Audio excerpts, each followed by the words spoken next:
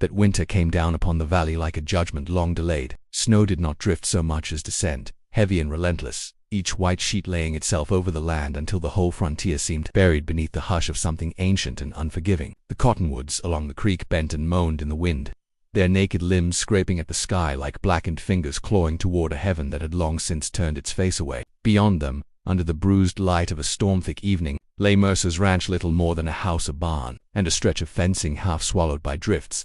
A lantern swung beside the barn door, its amber glow trembling in the gale. It was the only warm thing for miles. Elias Mercer stood in the doorway with one hand braced against the frame, watching the storm gather itself into fresh violence. He was a tall man, broad through the shoulders, with the kind of stillness that did not come from peace but from exhaustion worn so long it had hardened into habit. At 34, he already carried the look of someone who had spent too many years burying things he could not replace. His brother was under the frozen ground up on the hill behind the house. His father had gone blind before he died, and his wife Lydia had been taken by fever 3 winters earlier, leaving behind a silence that nested in every room and perched at every table like an unwelcome guest that would never be told to leave. He had just reached for the iron latch when something moved beyond the curtain of snow. At first he took it for a trick of the wind, a shifting shadow inside the storm's white body, but it came forward again, staggering, then righting itself, then stumbling once more with a kind of fierce determination that seemed too stubborn to belong to a dying thing. The figure crossed the yard inch by inch, head bent against the gale, skirts and shawl whipped wild by the weather. By the time she reached the edge of the lantern light, the snow had crusted along her shoulders and hair until she looked half-carved from the storm itself. She stopped 3 paces from the barn when she lifted her face. He saw a woman still young, perhaps 25, perhaps younger, though hardship had a way of putting false years upon a person. Her cheekbones were high and sharp, her skin windburned, her lips split by cold. Dark braids, half frozen with sleet, clung to her chest. Her eyes were not pleading. They were tired beyond measure, but clear, alive, defiant. Her voice, when it came, was low and hoarse, yet it cut through the wind with startling steadiness. "I am not asking for pity," she said, "but I can work for shelter." The words hung between them in the storm-heavy air. Elias had heard begging before, heard drunken promises, false bargains, trembling lies from men passing through with empty hands and restless eyes. But this was not begging. There was no collapse in her stance, no reaching toward him, no surrender in her gaze. She stood as though her body had been beaten by the world, but her will had remained somehow untouched. Behind her, the snow kept falling with its blind and endless patience. He knew what townfolk would say if he let her in. They always had something to say. A man living alone drew suspicion soon enough. A man taking in a stranger, and an Indian woman besides, would have their tongues sharpened by morning. This valley fed itself on judgment. Mercy, when it appeared, was usually dragged behind the church wagon and stoned half to death before supper. Yet something in her voice settled in him like a struck chord. Not the request itself, but the shape of it. "I can work for shelter." It was not weakness. It was a last remaining piece of pride, held out not as ornament but as proof that the world had failed to grind her all the way down. "The barn's warmer than the yard," he said at last. It was a rough answer, scraped raw by disuse. "You can bed down in the tack room. There's hay enough. We speak more when the storm lets us." For one short moment, something flickered in her face, not gratitude exactly, but the careful easing of someone who had been braced for another blow and found none coming. She gave a single nod. As she passed him, the lantern light touched the inside of her wrist where her shawl had shifted. There, against the cold brown skin, were pale scars encircling it in old, uneven bands. Rope scars. He knew them at once and wished he did not. He said nothing. Inside the barn, the warmth was meager but real. The horses shifted in their stalls and breathed steam into the dimness. The smell of hay, leather, and animal heat softened the sharpness of the night outside. Elias fetched an old blanket from a peg and set it near the tack room without ceremony. He brought bread a few minutes later and a tin cup of broth left from his own supper. When he handed them over, her fingers brushed his cold as Riverstone. "Your name?" he asked. She hesitated, as if names had become dangerous things. "Annika," she said. He nodded once. "Elias," that was all. In the days that followed, the storm sealed the ranch away from the rest of the world. The road vanished beneath drifts. The fences disappeared. Morning and evening became difficult to tell apart beneath the white weight pressing at the windows. It was a place cut loose from time, inhabited only by the living and whatever memories refused to die. Annika rose before dawn on the first morning and began to work as though she had been born to the place, not hurriedly, not with the frantic gratitude of someone trying to prove she deserved the crust of bread she had been granted. She worked with calm precision, mending what could be mended, sweeping what could be swept, carrying water, cleaning harness, sorting feed, quieting the restless mare in the far stall that snapped at everyone but Elias under her hand. Even that bad-tempered creature lowered its head and went still. She spoke little. Elias spoke less, yet some understanding began to pass between them in the silence. He would find the wood box filled before he thought to bring in kindling. She would discover a pair of gloves left near the tack room door, patched and lined. He set aside the choicer cut of meat at supper without remark. She repaired a split in his coat where the sleeve had frayed thin. No thanks were asked. None were offered. The gestures seemed to travel of their own accord, like a language older than speech. At night, when the wind pressed its face against the walls, Elias sometimes heard her singing very softly from the tack room. He did not know the words. They rose and fell like smoke, thin and mournful, carrying a grief too old to belong entirely to one person. The sound moved through the rafters and into the dark spaces of the barn, settling there among the dust and straw until even the horses seemed to listen. He found himself standing still to hear it. On the fourth day, the sky cracked open blue for the first time all week. The valley emerged piece by piece from under the storm, glittering and cruel in the hard sunlight, with the road passable enough for a wagon. Elias hitched the team and told Annika he was going to town for flour, lamp oil, and nails. "You should stay," he said. She met his eyes. Why? He looked away toward the team. "Because men in town stare. Men stare everywhere," she said quietly. There was no bitterness in it, which somehow made it worse. He did not argue again. The general store fell silent when they walked in. Conversations stopped not gradually but all at once, as though a rope had been pulled tight across every throat in the room. A woman near the fabric counter turned her body away with theatrical disapproval. Two men by the stove exchanged glances and then let them sharpen into smiles to mean to be mistaken for friendly. Elias took a basket and began collecting what he had come for. He heard they whispered before he saw who owned it. Mercer's brought himself a savage. Stray the speaker was Callow Reed, a ranch hand from the south end of the valley, a man who wore cruelty the way better men wore hats daily and without thought. Elias set a sack of beans into the basket and turned. Callow leaned one shoulder against the counter, grinning. "Must be a hard winter indeed, taking in whatever the snow blows to your door." The storekeeper looked down as if studying a knot in the floorboards. Annika's shoulders went rigid. She did not lower her head. That, Elias noticed, was what angered men like Callow more than anything, that she refused to help them feel big. Elias stepped between them, not abruptly, but with enough finality to alter the room. "She's with me," he said. Callow snorted. "That's supposed to make her respectable." "No," Elias said. "It's supposed to make you careful." The grin left Callow's face inch by inch. For a long second nobody moved. Then Elias put money on the counter, gathered the parcels, and nodded to Annika. They walked out into the brittle white light together. Behind them, the store's silence broke like rotten ice. Neither spoke on the ride home. But as the wagon creaked over the frozen road, Elias became aware of the fact that Annika was holding herself differently, not relaxed, not safe, exactly, but less braced for impact than she had been that morning, as though some long-trained expectation of abandonment had, for one brief hour, gone unmet. That night the cold deepened. Clouds rolled back over the moon. Wind drove through the cracks in the house with a whistle like a blade drawn slowly from its sheath. Elias woke sometime past midnight to the sound of a horse kicking hard against its stall. By the time he pulled on his boots and reached the barn, snow was already needling through the open seam where the side door had blown loose. Inside, he found Annika crouched in the straw, one hand braced on the ground and the other gripping the post of the mare's stall as if the world were pitching beneath her. Her face had gone white under the firelight. Sweat gleamed at her temples, though the air was bitter enough to sting the lungs. "What happened?" "Nothing," she said too quickly. Then she tried to rise and nearly folded. Elias caught her before she hit the floor. She was lighter than he expected, but not with the lightness of delicacy, with the alarming weightlessness of someone who had spent too long being underfed, overworked, and forced past the point of strength. He lifted her without thinking and carried her to the house while the wind slammed at the barn behind them like something enraged to have lost its prey. He laid her on the narrow bed in the spare room, built up the fire, and brought water. When he touched the cloth to her forehead, the heat of her startled him. Fever had her now.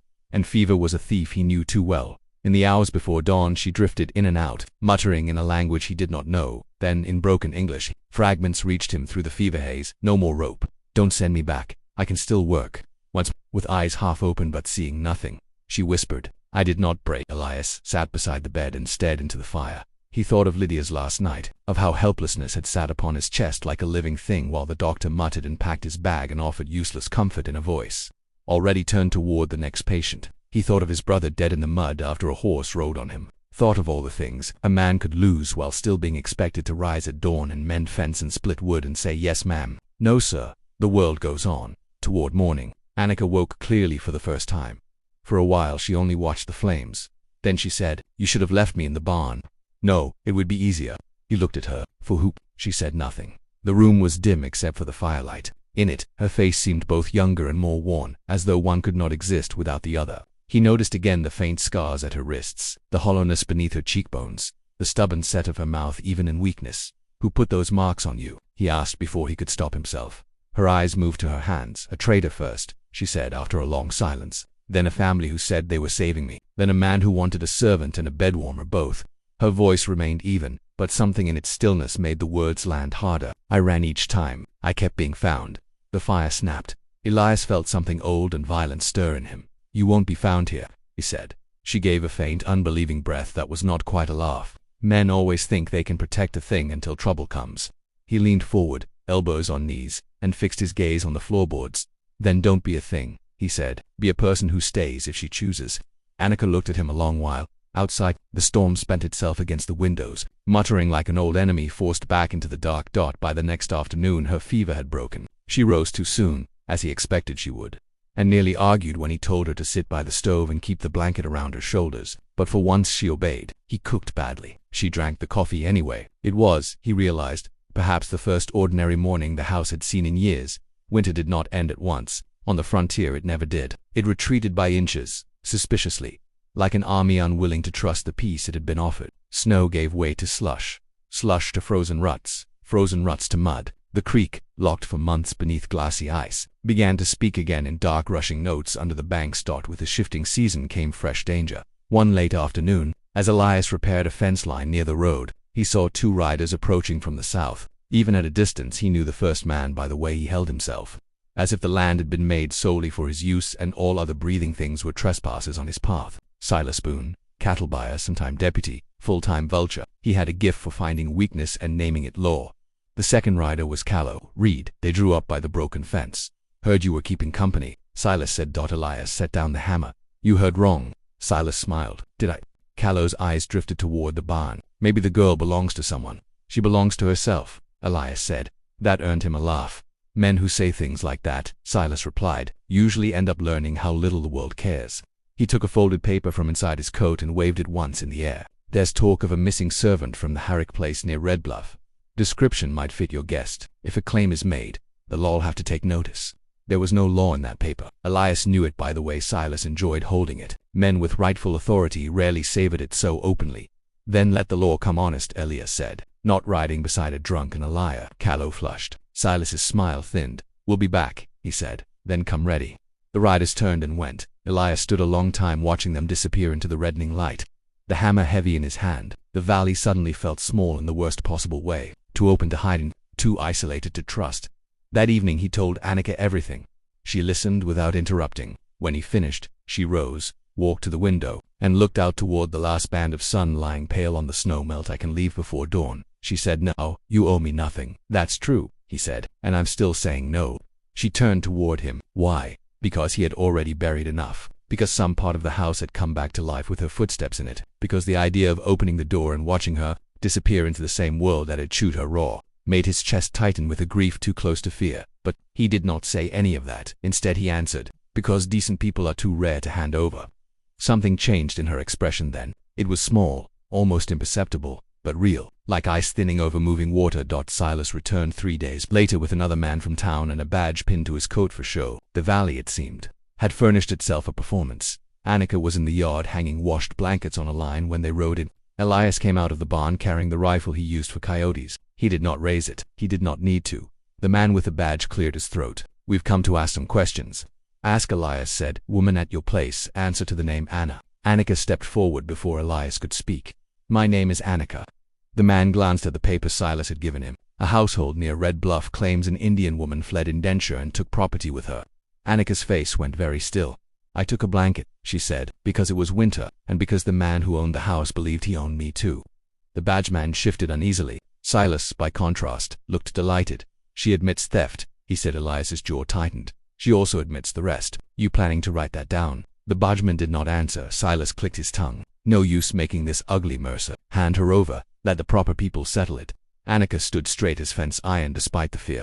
Elias could feel humming in the air around her. Then Elias moved, not toward the men, toward her. He came to stand beside her, not in front, not shielding her like property, but shoulder to shoulder. "She stays," he said. Silas's face hardened. "You're willing to fight the county over that?" "If the county looks like you," Elias replied, "I'm willing to fight worse." For one long second the yard held its breath. Wind moved through the line of damp blankets, making them billow like pale ghosts. Somewhere in the barn a horse stamped. At last the man with the badge looked from Elias to Anika, and then away again, as if ashamed of what company had brought him there. "This isn't enough for removal," he muttered. Silas swore. "It's enough for me." "That's your trouble," Elias said. "You keep mistaking yourself for law."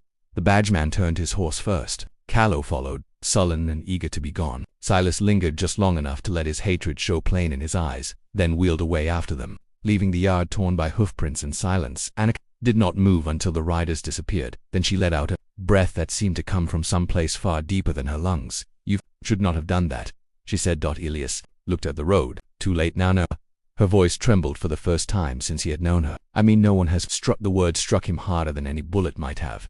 Spring reached the valley by degrees. Mud swallowed the road. Green pushed up through dead grass in shy, uncertain blades. The cottonwoods along the creek put out their first pale leaves, delicate as new promises and almost as easy to destroy. Life returned, not with fanfare but with persistence. One evening, under a sky washed soft with violet and gold, Elias found Anika standing at the fence line, watching the pasture where the horses moved in long dark shapes through the lowering light. He came to stand beside her. For a while neither spoke. Then he said, "There's a room in the house no one uses."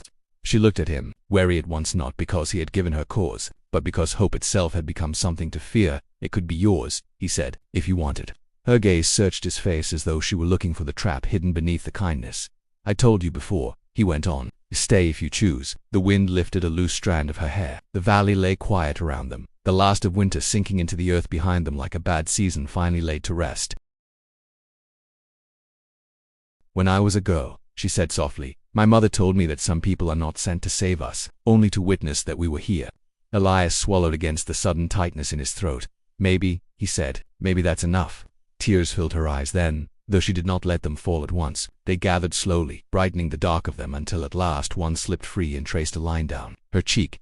She did not hide it. He did not pretend not to see. Beyond the fence, the land opened wide toward the fading horizon: pasture, creek, cottonwoods, barn, the house with its weathered porch and smoke curling at last from a chimney that no longer seemed to belong to grief alone. Nothing in that place was repaired completely. The dead were still dead. The scars remained where rope had once been. The world outside the ranch had not turned gentle. It had not turned just but under the evening sky, with spring beginning its slow work upon the valley. Something had been made possible there that had once seemed impossible to them both. Not rescue, not forgetting. Only the rare and holy mercy of being seen clearly and not turned away, stood together as the light thinned and the first star came trembling into view above the far ridge. And in that quiet, on that patch of earth where winter had nearly devoured them both, the frontier seemed to remember that hardness was not the only thing it knew how to keep. Some lives are not changed by grand declarations or gunfire. Sometimes the turning comes in smaller things. A lantern left burning in a storm, a blanket laid without question at the foot of a bed, a place at the table not withdrawn when gossip begins its hungry work. Sometimes love, in its first and truest form, is nothing more dazzling than the refusal to hand another soul back to darkness. The wind moved softly along the fence. The horses lifted their heads somewhere in the house. A kettle began to sing. And there, on the edge of the open land, they remained for a long while, to people marked by different griefs, held fast at last by the same fragile grace, not healed, not untouched, but no longer alone.